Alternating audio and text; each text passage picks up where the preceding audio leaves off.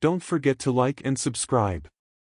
It sounds like an urban legend. An author and former law enforcement officer was on vacation when he was approached by two off-duty park rangers. They asked him to look into the number of people who had mysteriously disappeared in national park systems across the country. The rangers, too afraid of retaliation, refused to appear in uniform and insisted that both the park they worked for and the time period they met the author remain undisclosed. The cases the author, Daniel Prentice, uncovered were both strange and numerous enough that he has since written 6 volumes documenting the phenomenon. His books, called the Vanishing Trails series, explore what Prentice believes to be an ongoing series of unexplained disappearances worldwide, cases that defy logical and conventional explanations. Although he has sometimes been accused of sensationalism, the sheer volume of perplexing incidents he presents is difficult for skeptics to ignore. Over the years, countless families have come forward with tragic stories of loved ones who simply vanished under confounding circumstances, fueling interest and debate. What makes this even stranger is the fact that the National Park Service either does not keep a record of missing persons or refuses to release it. This almost suggests that they themselves acknowledge that something bizarre is happening but don't want to cause public panic. Journalists and independent researchers have attempted to gather information from the Park Service, only to be met with vague answers or, occasionally, outright refusals. Some retired rangers have quietly hinted at unusual discoveries during their careers but are often reluctant to go on record.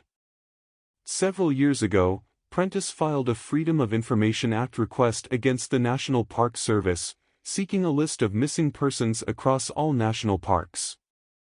He was aware that the Park Service had a federally trained law enforcement branch that should have maintained records of missing persons within its jurisdiction. Despite not being required to provide a reason for his request, Prentice was questioned by an attorney representing the Park Service, who wanted to know why he was interested in obtaining the missing persons report. He was told he would not receive the list because, according to the Park Service, no such record existed. When he pushed back, asking what it would take to obtain such a list, he was informed it would cost $1.4 million for a nationwide report or $34,000 for a single state's report. Some people believe this excessive price tag is designed to discourage independent investigators from delving deeper. Others see it as an administrative quirk, emphasizing that the Park Service may not be deliberately hiding anything, but rather lacks a centralized database to begin with. Critics note that even local law enforcement agencies often struggle to share information across county and state lines, making national park disappearances particularly difficult to track. Still, the sheer lack of transparency fuels suspicions. Prentice has stated that his research follows strict criteria. He rules out cases involving clear evidence of animal predation, mental health issues, suicide, voluntary disappearances, criminal activity, or drowning. What remains are cases that defy explanation. He spends countless hours interviewing families and volunteers who participated in searches, studying coroner reports, and comparing common threads among the incidents. From these efforts, he has amassed hundreds of reports that detail sudden vanishings which share uncanny similarities. Common elements in these cases. The disappearances often occur in national parks, near large bodies of water, or around rocky terrain. The missing individuals are frequently from either end of the intellectual spectrum, those with intellectual disabilities or those working in scientific fields. The missing individuals are either extremely fit and active or physically impaired. Survivors who are found alive usually have no memory of what happened to them. If children are found, they sometimes tell strange stories about talking animals or entities that fed them. Bodies, if recovered, are found in locations that are difficult or impossible to reach by foot in the time that has elapsed. Clothes are often found inside out, backwards, or missing entirely, yet the feet of the missing show no signs of wear, even when found barefoot in rugged terrain. Search and rescue dogs are often unable to pick up a scent or act unusually when they do. Many cases involve sudden severe weather changes immediately following a disappearance. In some cases, bodies are found in areas that have been searched repeatedly. If a body is recovered, the cause of death is often unknown or attributed to exposure. Below are several documented cases that challenge our understanding of reality. Lily Caldwell, a 3-year-old girl, vanished from her father's logging camp in northern Minnesota. A group of professional hunters joined the search and eventually traced Lily's feeble cries to a dense thicket. When they approached, they saw what they described as a massive, dark creature leaping from the brush and running toward the river. Lily was found unharmed, missing some clothing. When asked what happened, she claimed that Mr. Wolf took her and wouldn't let her leave. She said he fed her berries but ate her hat. The hunters initially dismissed this as a child's imagination, yet the seriousness of her tone and the odd circumstances surrounding her rescue made them question their initial skepticism. Some local residents whispered stories of strange, oversized canines spotted near remote streams, fueling rumors that something more than a simple wolf encounter had taken place. 6-year-old Noah Bryant disappeared while picking berries with his parents in the dense woods of Vermont. His parents searched for an hour before calling for help, combing the undergrowth and shouting his name. Experienced trackers brought in by local authorities couldn't locate him, despite the area being relatively small. 2 days later, a man named James Rowland found Noah 3 miles away from the location where he vanished. The boy was unharmed and claimed that the sun never went down while he was lost. The weather reports for the 2 nights Noah was missing stated it had been mostly cloudy, adding to the strange nature of his statement. Investigators wondered if he had been in a state of shock or delirium, but the boy insisted that he remembered constant daylight. Jake, a 3-year-old boy, vanished while playing near a river with his parents in the Cascade Mountains. He was found hours later sitting in a thicket, in a state of shock. The next morning, he told his family that he had been taken underground into a cave where he met a woman who looked like his grandmother, but was not. He described her as a robot and said she tried to get him to defecate on a sticky paper. Later, his grandmother recalled an unsettling experience of waking up outside her tent in the same area with a puncture wound on her neck. She had been ill for days after the incident. Though many chalked it up to some insect or spider bite, it added a layer of unease when considered alongside Jake's bizarre story. Some family members recounted odd lights in the sky that same weekend, although details were scarce. Aaron Diaz, a 3-year-old boy, disappeared from a hiking group in the Oregon mountains. Witnesses reported hearing a single scream but no other signs of struggle.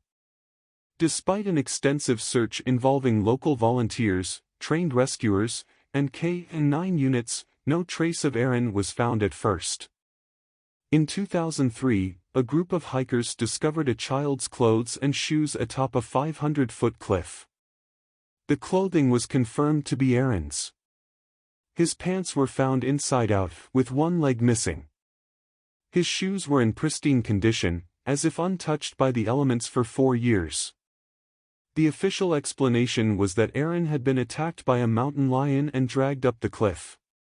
However, there was no physical evidence, no footprints, no claw marks, no blood, to support this claim, raising further questions about what actually happened. The tragedy haunted search and rescue workers, many of whom remained puzzled by the lack of animal signs.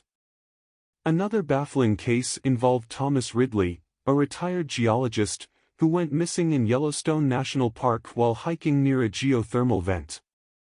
His footprints led up to the vent but stopped abruptly as if he had vanished into thin air. Despite extensive searches, no trace of his body was ever found.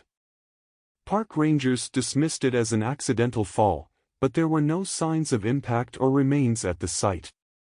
Friends of Ridley insisted he was too experienced to wander into a dangerous area without caution, leaving them to wonder if something else had happened.